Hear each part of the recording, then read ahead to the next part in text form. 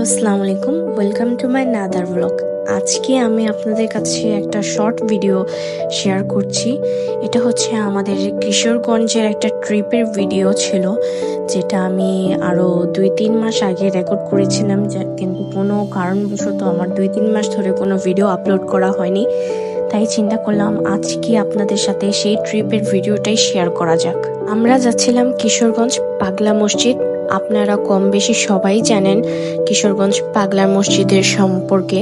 এটি মূলত হচ্ছে একটি প্রাচীন মসজিদ, যেটি কিশোরগঞ্জ সদরের নরসুন্দা নদীর তীরে অবস্থিত।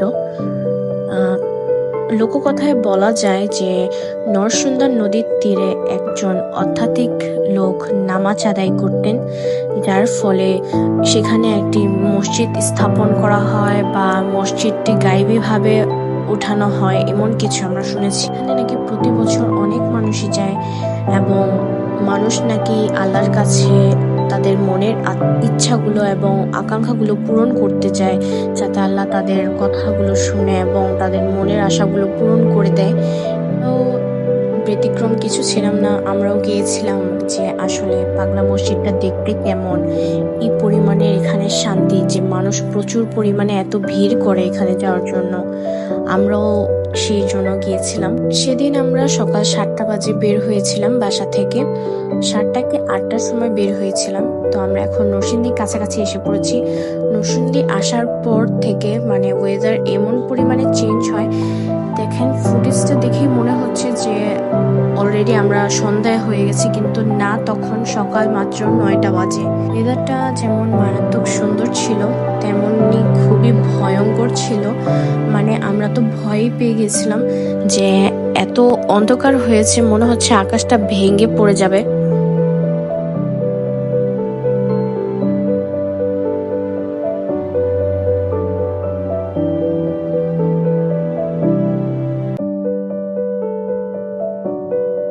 আমরা নরসিংদীর বাজারে আসার পরপরই হঠাৎ করে বৃষ্টি শুরু হয়ে যায়, আর বৃষ্টির খুবই স্পিড ছিল, যার কারণে আশেপাশে কিছুই দেখা যাচ্ছিল না। গাড়ি চালানো খুবই কষ্টকর হয়ে যায়।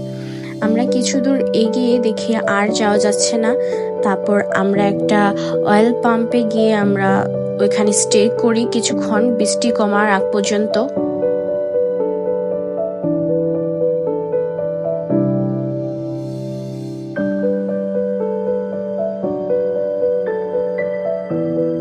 বাহিরে বৃষ্টি আর হচ্ছে লং জার্নি, মানে জিনিসটা না খুবই কম্বিনেশনটা খুবই ভালো লাগছিল।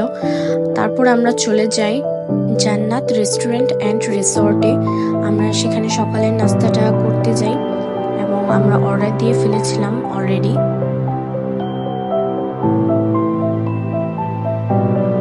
পরোটা, ডাল আর ভাজিটা এত মজা ছিল, আমার কাছে খুবই ভালো লেগেছে। আমি জানি না কার কাছে কেমন লেগেছে, কিন্তু আমার কাছে খুবই ভালো লেগেছে।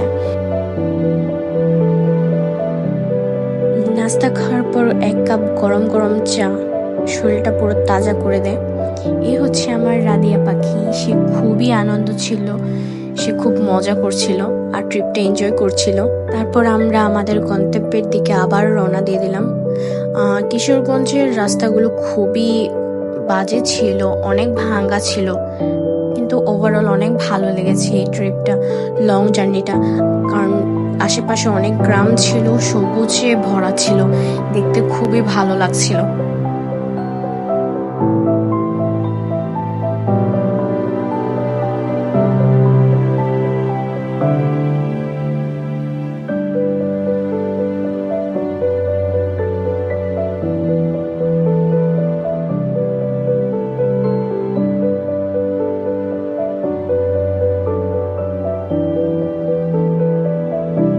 আমরা প্রায় আমাদের গন্তব্যের কাছাকাছি এসে পড়েছিলাম।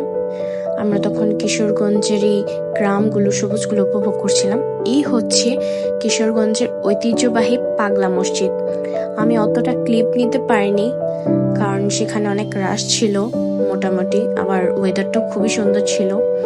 আমার কাছে কিশোরগঞ্জের মসজিদটা এত ভালো লেগেছে, অনেক শান্তি লাগছিল এখানে গিয়ে।